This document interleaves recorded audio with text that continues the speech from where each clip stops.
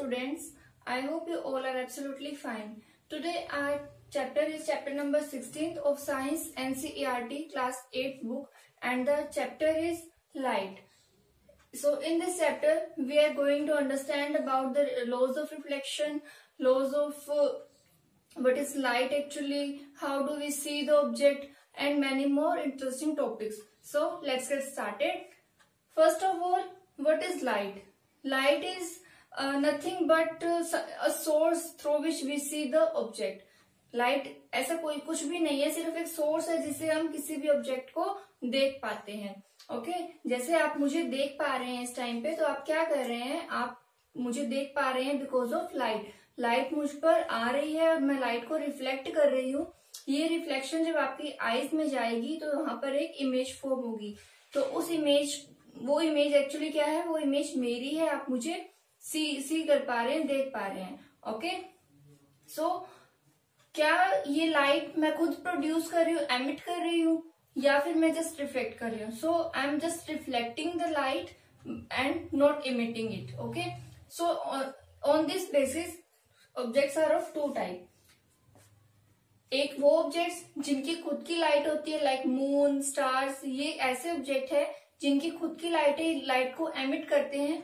वहीं पे अगर हम मून की बात करते हैं तो मून जो है वो लाइट को रिफ्लेक्ट करता है, लाइट को एमिट नहीं करता है. ओके, सो इसी तरह से हम भी लाइट को जस्ट रिफ्लेक्ट करते हैं, लाइट को एमिट नहीं कर पाते हैं. Now let's come to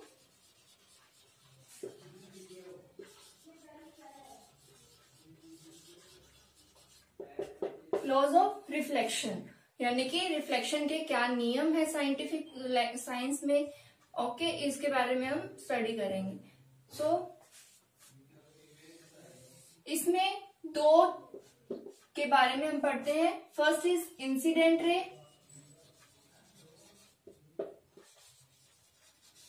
and second one is reflected ray. Okay, ये होते क्या है, ये एक प्लेन मिरर है या एक सरफेस है. यहां पर लाइट आई, इस सरफेस पे लाइट आई और यहां से ये रिफ्लेक्ट हो गई. ओके, ये यहां से लाइट आई और ये यहां से रिफ्लेक्ट हो गई. सो जो लाइट आती है किसी भी ऑब्जेक्ट पे, that is called incident ray, and जो रिफ्लेक्ट होती है that one is called reflected ray. Okay, and in दोनों के बीच में एक होता है, एक लाइन होती है जिसे हम कहते हैं normal. Incident ray, normal, reflected ray. और यहां पर जो एंगल बनेगा that is angle of incident, और यहां पर जो एंगल बनेगा that is angle of reflection.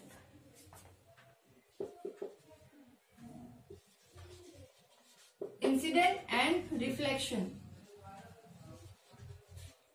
अब हमारे लॉज ऑफ रिफ्लेक्शन क्या कहते हैं.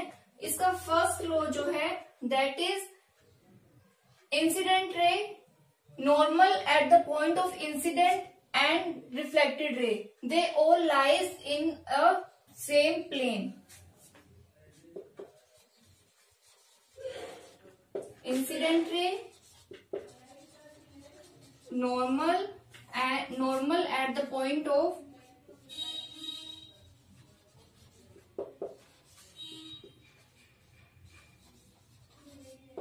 incident and reflected ray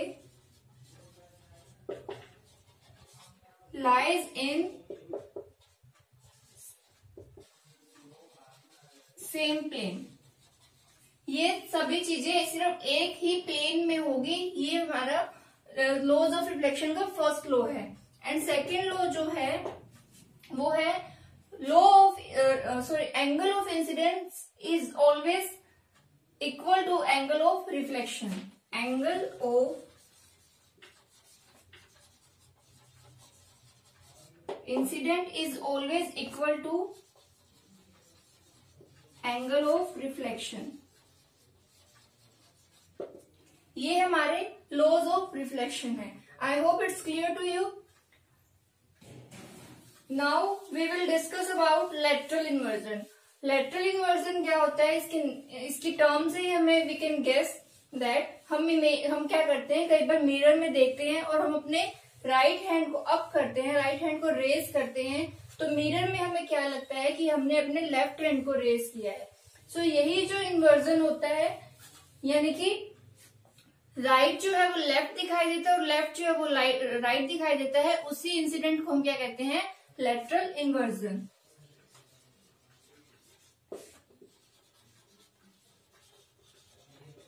Lateral inversion. When right becomes left and left becomes right, it's called lateral inversion. It's very simple. Now we will discuss about different types of reflections. Types of reflection में हम पढ़ते हैं, first आता है diffused,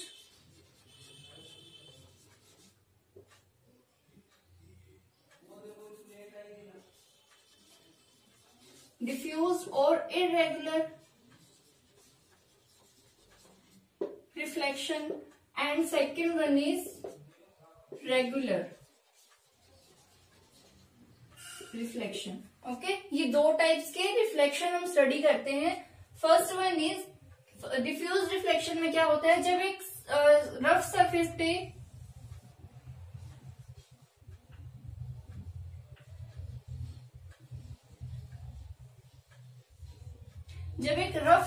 पे parallel light की rays आती है तो रिफ्लेक्शन कैसे होगा, किसी भी डायरेक्शन में अनइवन डायरेक्शन में रिफ्लेक्शन हो जाता है, तो इसे हम क्या कहते हैं, डिफ्यूज रिफ्लेक्शन। क्योंकि हमारे लॉज ऑफ रिफ्लेक्शन क्या कहते हैं, जब भी कोई लाइट रिफ्लेक्ट करती है, जब भी कोई इंसिडेंट रे आती है और वो रिफ्लेक्ट करती है, तो angle of incident and angle of reflection जो है वो ऑलवेज इक्वल होता है। बट यहाँ पे क्या ये एंगल इक्वल है, तो ये तो नहीं है। सो ये क्या होता है, डिफ्यूज रिफ्लेक्शन और इररेगुलर, क्योंकि अनइवन टाइप का होता है।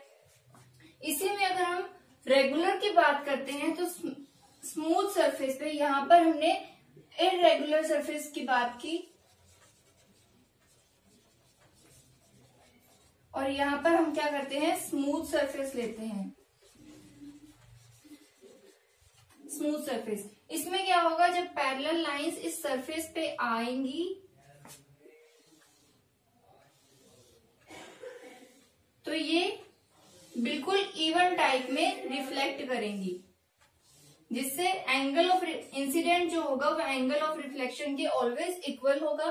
तो ये क्या होता है, ये होता है regular type of reflection. Diffuse reflection में क्या होता है, इररेगुलर सरफेस होता है और जो रिफ्लेक्शन है वो अनइवन टाइप का होता है, लेकिन रेगुलर रिफ्लेक्शन में सरफेस स्मूथ होता है और इवन टाइप का रिफ्लेक्शन होता है। ओके, नेक्स्ट है reflected light can again be reflected.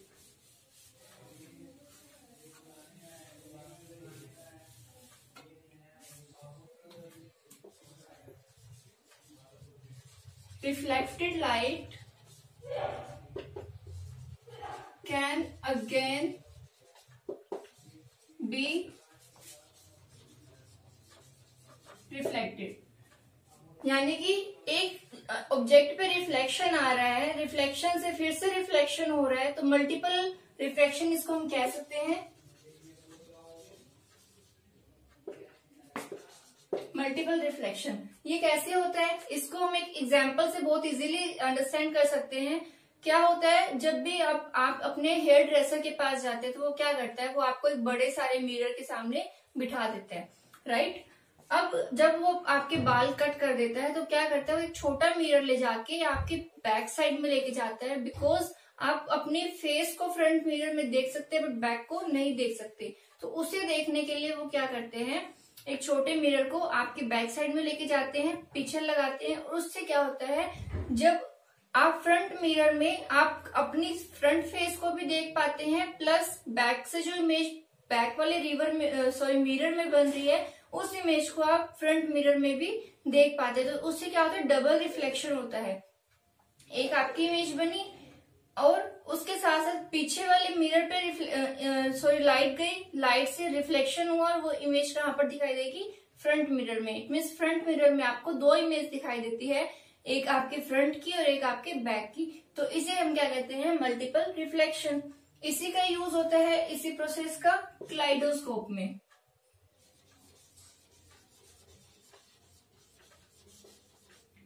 Kaleidoscope, what is this? Kaleidoscope क्या होता है? एक टॉय की तरह हम इसे अंडरस्टैंड कर सकते हैं। इसमें क्या होता है, जब डिफरेंट एंगल से हम देखते हैं तो इसे समझने से पहले हम क्या करते हैं, एक एक्टिविटी देखते हैं। आप क्या करते हो, कई बार आप शॉपिंग मॉल में जाते हो, किसी ऐसे प्लेस पे जाते हो जहाँ पे एक ही मिरर में एक ही ऑब्जेक्ट की काफी सारी इमेजेस शो होती है। तो वो किस वजह से होता है? वो होता है इसी मल्टीपल रिफ्लेक्शन की वजह से। जैसे आप यहाँ पर इमेज में देख पा रहे हैं, एक मिरर में कॉइन्स की बहुत सारी इमेजेस दिखाई दे रही है। वो क्यों दिखाई दे रही है? ये दिखाई दे रही है मल्टीपल रिफ्लेक्शन की वजह से। इसको कैसे करते हैं? सपोज हमने दो प्लेन मिरर लिए और उनको 90 डिग्री एंगल पे सेट कर दिया। 90 डिग्री एंगल पे सेट करने के बाद में यहाँ पर हम एक कॉइन को रखते हैं।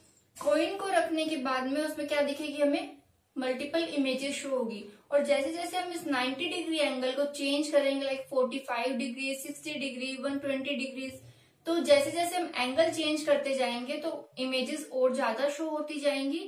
इससे क्या होगा, मल्टीपल रिफ्लेक्शन इस एक्टिविटी को हम कहेंगे। इसी एक्टिविटी का यूज होता है क्लाइडोस्कोप में। क्लाइडोस्कोप क्या होता है, एक एज ए टॉय हम कह सकते हैं। बचपन में हमने काफी इससे खेला है। कैसे बनाते हैं इसको? क्लाइडोस्कोप में क्या होता है, जब अलग अलग एंगल से देखने पे अलग अलग तरह की इमेजेस शो होती है, न्यूमरस इमेजेस शो होती है, तो उसे हम कहते हैं क्लाइडोस्कोप। ये कैसे वर्क करता है, कैसे हम इसे बनाते हैं, so let's understand. For this we have to take 3 plane rectangular mirror.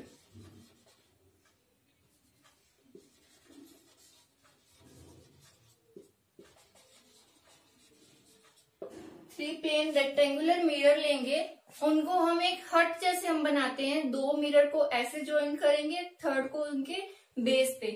तो जैसे हम एक हट बनाते हैं, एक पिरामिड बनाते हैं, उस तरह से हम इस अरेंजमेंट को सेट करेंगे। कुछ ऐसी शेप हमें उसकी दिखाई देगी, क्योंकि दो तो यहाँ पर है और एक बेस में है।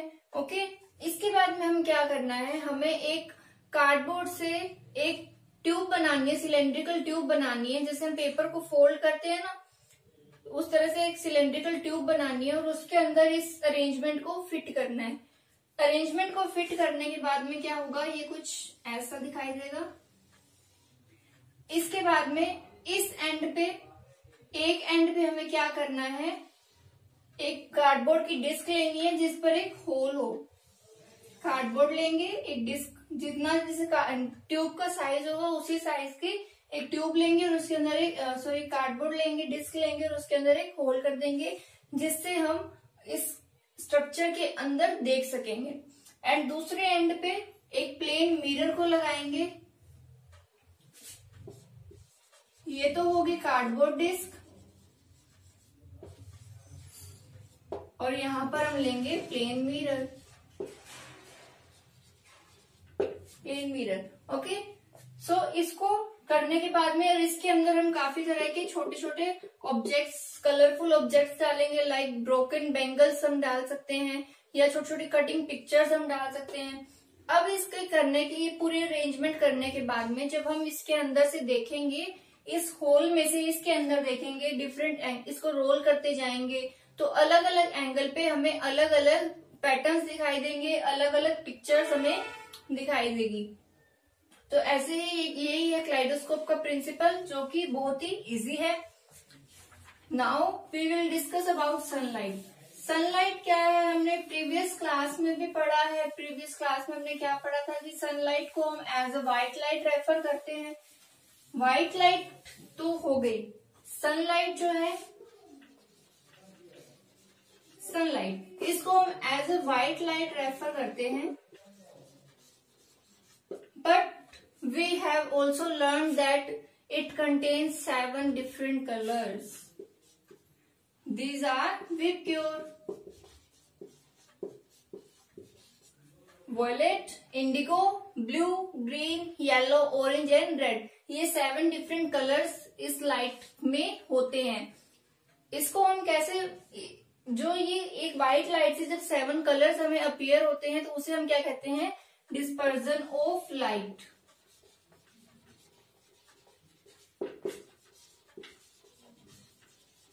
Dispersion of light it mean, इसके लिए जब एक ऑब्जेक्ट हम ऐसा लें जो एक लाइट को उसके डिफरेंट कलर कंपोनेंट्स में स्प्लिट कर दे, उसके हम क्या कहते हैं, प्रिज्म। प्रिज्म ये आपने प्रीवियस क्लासेस में पढ़ा है। प्रिज्म ये क्या करता है, एक लाइट से इसके डिफरेंट कलर कंपोनेंट में उसको स्प्लिट करता है। सो डिस्पर्जन ऑफ लाइट को हम एक एक्टिविटी के थ्रू समझ सकते हैं कि सनलाइट में कैसे कलर हमें शो होंगे, उस एक्टिविटी को हम अंडरस्टैंड करते हैं। उसके लिए हमें क्या करना है, एक बाउल लेना है, एक बाउल लेना है और उसके अंदर एक प्लेन मिरर को रख देना है। प्लेन मिरर रखने के बाद में जब इसको डायरेक्ट सनलाइट के अंदर हम रखेंगे, यहां से डायरेक्ट सनलाइट जब इस मिरर पे आएगी तो ये क्या, जब यहाँ से रिफ्लेक्ट होगी ये लाइट, तो इसके जो 7 कलर्स इसमें प्रेजेंट है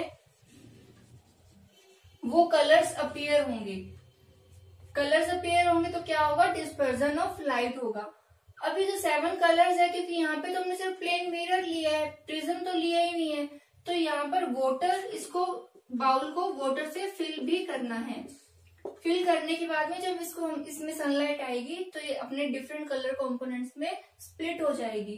तो ये इसमें जो वाटर और जो प्लेन मिरर है वो मिलकर क्या करेंगे, एक प्रिज्म की तरह परफॉर्म करेंगे। Okay, so I hope it's clear to you. Next, very interesting and important that what's inside our eye. हमारी आई में क्या है ऐसा, कैसे आई फंक्शन करती है कि हम इतना सब कुछ देख पाते हैं, कलर को रिकॉग्नाइज कर पाते हैं, डिफरेंट एक्टिविटीज कर सकते हैं। तो यहाँ पर हम करेंगे आई के बारे में। आई में क्या होता है, आई हमारी बॉडी का बहुत ही इंपॉर्टेंट सेंस ऑर्गन है और इसकी शेप जो है वो स्फेरिकल होती है।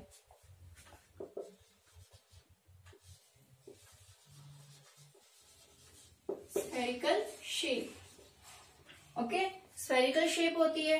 इसमें अलग अलग पार्ट्स होते हैं, जैसे आप यहाँ पर इमेज में देख पा रहे हैं, अलग अलग पार्ट्स होते हैं जो कि अलग अलग फंक्शन परफॉर्म करते हैं। सबसे पहले जो आउटर पार्ट होता है दैट इज कॉर्निया, जो आपको अपनी आईज में व्हाइट पार्ट दिखाई देता है, what is that, that is cornea. इसके बाद में इसके पीछे होती है आइरिस, सबसे पहले cornea, then iris and then pupil. Okay, सबसे पहले क्या होती है, आइरिस, कॉर्निया, कॉर्निया के पीछे आइरिस और आइरिस के अंदर क्या होता है, प्यूपिल होता है। अब इनके, ये तो है आउटर पार्ट्स।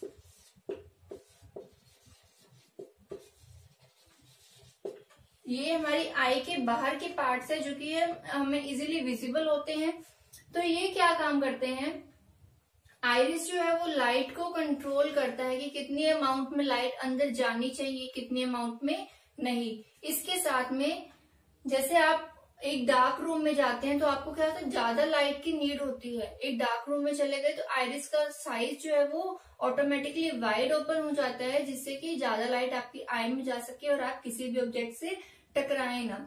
इसी तरह से जब आप बहुत ब्राइट एरिया वाले प्लेस पे जाएंगे तो क्या होगा, आपकी आइरिस जो है वो ऑटोमेटिकली खुद को कंट्रैक्ट कर लेगी, जिससे कि प्यूपिल में लाइट जो है वो कम एंटर कर सके और आपको डिस्टरबेंस ना हो किसी भी चीज से।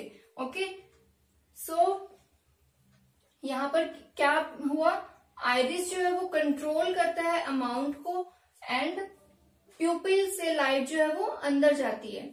ओके, यहाँ तक हुआ। अब इसके बाद में जब लाइट अंदर चली गई प्यूपिल से तो वो अंदर जाके कहाँ गई, इसके बारे में नेक्स्ट पार्ट जो है, जैसे इसमें देखो डायग्राम में आपको पीछे आई लेंस दिखाई दे रहा है।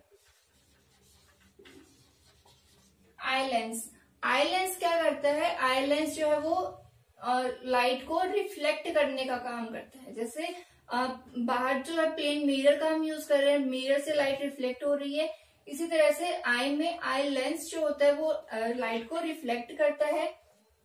रिफ्लेक्शन के बाद में जो इमेज बनती है वो एक स्क्रीन पे बनती है, उस स्क्रीन को हम कहते हैं रेटिना।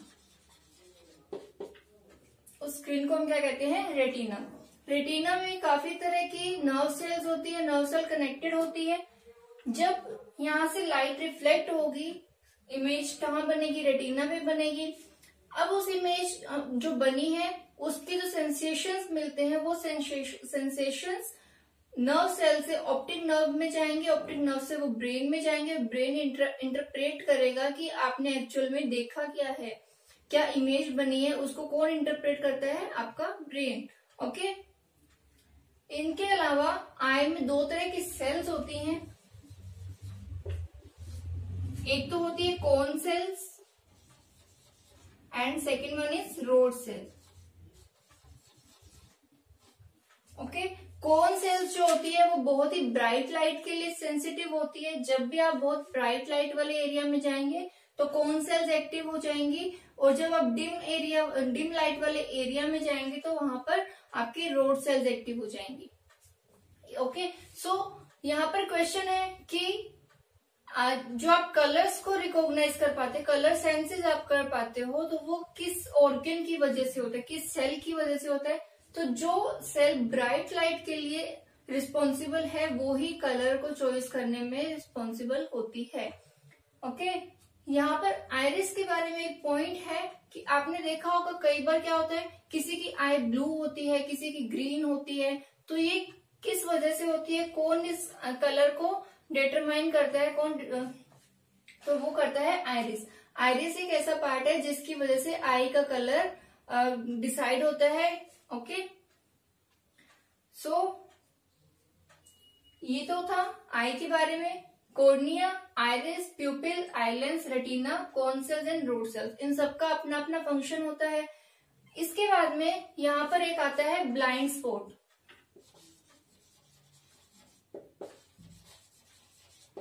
ब्लाइंड स्पॉट ये होता है रेटिना के पास में ही होता है, लेकिन रेटिना या फिर नर्व सेल से इसका कोई भी कनेक्शन नहीं होता है। तो कोई भी कनेक्शन नहीं होता है तो इसको कोई सेंसेशन भी नहीं मिलता। सेंसेशन नहीं मिलेगा तो कुछ भी ये ट्रांसमिट नहीं करेगा ब्रेन को कि इसने क्या देखा है क्या नहीं। तो ये एक ऐसा पॉइंट है जहां पर कोई भी इमेज फॉर्म नहीं होती है, कोई भी विजुअलिटी अपनी आई में इस पॉइंट पे, इस स्पॉट पे नहीं होती है। Okay. So it was about I hope it's clear to you. Now आपने देखा होगा कई बार क्या होता है, आप एक्चुअल में तो फोटोज देख रहे होते हैं लेकिन उनकी स्पीड इतनी होती है कि आपको एक टाइम पे ऐसा लगता है कि आप तो एक वीडियो को देख रहे हैं। तो ये वीडियो है या फोटोज? हमें तो पता है कि हम फोटोज देख रहे हैं, लेकिन एक टाइम पे हमें लगता है कि हमने वीडियो को देखा। इसका रीजन, इसको हम एक एक्टिविटी से समझते हैं। सपोज आपने दो कार्डबोर्ड लिए, दो कार्डबोर्ड, एक पर आपने बर्ड को ड्रॉ किया, कोई भी बर्ड की इमेज ड्रॉ की, और एक में यहाँ पे आपने केज बनाया। ओके। एक पे केज बनाया और एक पे बर्ड बनाया। यहाँ पर कार्डबोर्ड को एक थ्रेड से आपने टाई किया। अब इसको नियर एंड फार, इस पोजीशन में आप जैसे एक पेंडुलम करता है इस तरह से आपको इसको ऐसे करना है बार बार कंटिन्यूसली रिपीटेशन मोड पे। तो एक टाइम पे क्या आएगा, आपको लगेगा कि इस केज के अंदर बर्ड जो है वो आ गया है, बर्ड जो है इस केज के अंदर आ गया है, लेकिन एक्चुअल में ऐसा हुआ नहीं हुआ। क्यों? आपको ऐसा क्यों लगा? क्योंकि हमारे ब्रेन में जब फोटो कोई बनती है, कोई इमेज बन रही है, हमने रिफ्लेक्शन आया, इमेज फॉर्म हुई, ब्रेन को सेंसेशन गया, तो जो इमेज फॉर्म होगी वो 1/16 ऑफ सेकेंड तक, इतने टाइम तक एक इमेज आपके ब्रेन में रहती है। लेकिन जब ये इतना फास्ट है कि 1/16 सेकेंड तक एक इमेज वहां पर रह ही नहीं पा रही है, ब्रेन को लग रहा है कि इतना टाइम तो मेरे को मिला ही नहीं रिकॉग्नाइज करने को, तो ये तो एक वीडियो बन रही होगी। क्योंकि अगर इतना टाइम मिले तो हमें अच्छे से पता लग सकता है ब्रेन को कि ये एक फोटो है, वीडियो नहीं, लेकिन इतना टाइम मिला ही नहीं। और सपोज हमने इकट्ठी 20 to 24 फोटोज हमने एक साथ चला दी, प्ले कर दी, तो क्या होगा, ब्रेन को तो टाइम ही नहीं मिलेगा सोचने के लिए कि क्या चल रहा है। तो हमें क्या लगेगा, ब्रेन उसको इंटरप्रेट नहीं कर पाएगा और हमें लगेगा कि ये तो एक वीडियो चल रही है। तो इसी तरह से इसी केस में भी यही हुआ कि ब्रेन इंटरप्रेट नहीं कर पाया और उसे लगा कि ये तो अंदर आ गया है। तो इस तरह से वीडियो की फॉर्मेशन होती है। Okay, I hope it's also clear to you. Next है, हमने आई के काफी पार्ट्स के बारे में पढ़ा, like cornea, iris, pupil, eye lens, retina, इन सब के बारे में पढ़ा। तो हमने बहुत ही इंपॉर्टेंट पार्ट को तो छोड़ दिया। What is this? That is eyelids. सबसे आउटर मोस्ट पार्ट जो है आई का, दैट इज आईलिड्स। आईलिड्स क्या करती है? आईलिड्स आपकी आई को प्रोटेक्शन देने का काम करती है।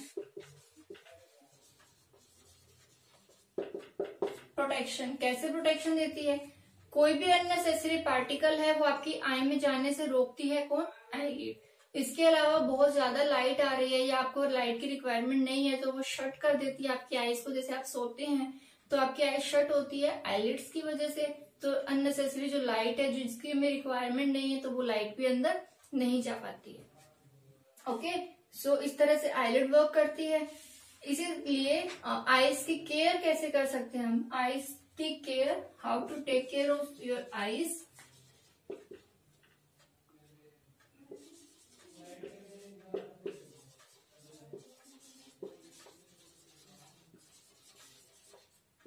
How to take care of your eyes.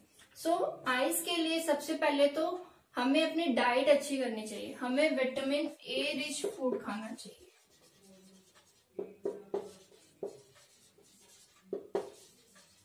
क्योंकि विटामिन ए जो है वो आईज के लिए बहुत ही बेनिफिशियल है, बहुत ही अच्छा है।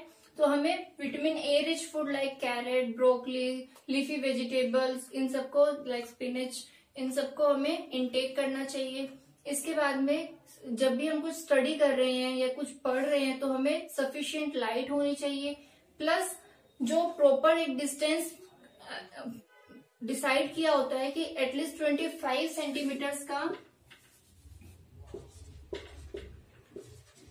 कोई भी हम ऑब्जेक्ट को रीड कर रहे हैं, कोई भी बुक हम रीड कर रहे हैं, तो हमें एटलीस्ट 25 सेंटीमीटर का डिस्टेंस जो है वो अपनी आईज और बुक के बीच में रखना चाहिए। लाइट प्रॉपर होनी चाहिए। हमें आईज को रब नहीं करना है। अगर कुछ आई में चला गया है कोई भी पार्टिकल तो उसे हम इमिडिएटली आईज को वॉश करना है, ना कि आईज को रब करना है। इसी तरह से स्पेक्टिकल्स का यूज कर सकते हैं हम। स्पेक्टिकल्स के लिए आप देखते हैं कई जो है वो पास का चश्मा लगाते हैं, यानी कि उनकी जो डिस्टेंस के जो ऑब्जेक्ट है उनको वो क्लियरली देख सकते हैं, लेकिन पास के ऑब्जेक्ट उन्हें क्लियर नहीं दिखाई देते हैं। तो उसके लिए जो उस डिजीज को हम क्या कहते हैं? हाइपरमेट्रोपिया। हाइपरमेट्रोपिया जिसमें क्या होता है,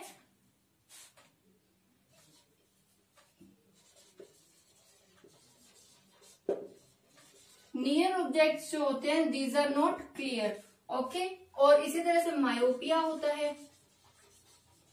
मायोपिया में डिस्टेंस ऑब्जेक्ट जो होते हैं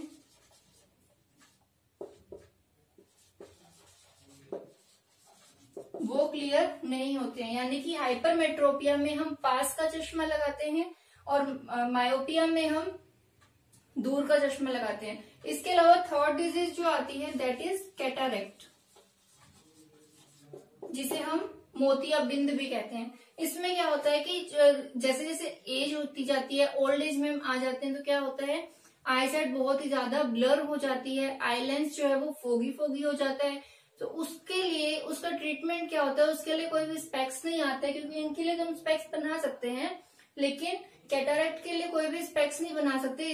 इसका एक सॉल्यूशन है ऑपरेशन।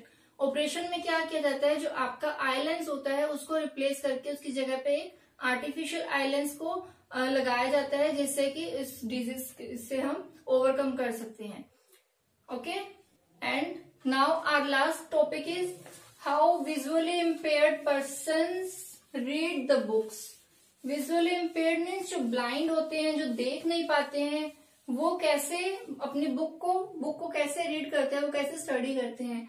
तो ब्लाइंड जो पर्सन है एक्चुअली उसको है क्या, उसका जो आई लेंस है वो डैमेज हो चुका है। ब्लाइंड पर्सन जो है उसका आई लेंस डैमेज हो चुका है, जिस वजह से वो देख नहीं सकता। तो वो कैसे स्टडी करते हैं, कैसे वो बुक्स को रीड करते हैं, तो उनके लिए जो लुई ब्रेल थे, लुई ब्रेल एक ग्रीक पर्सन थे। उन्होंने क्या किया था, एक ब्रेल स्क्रिप्ट दी थी।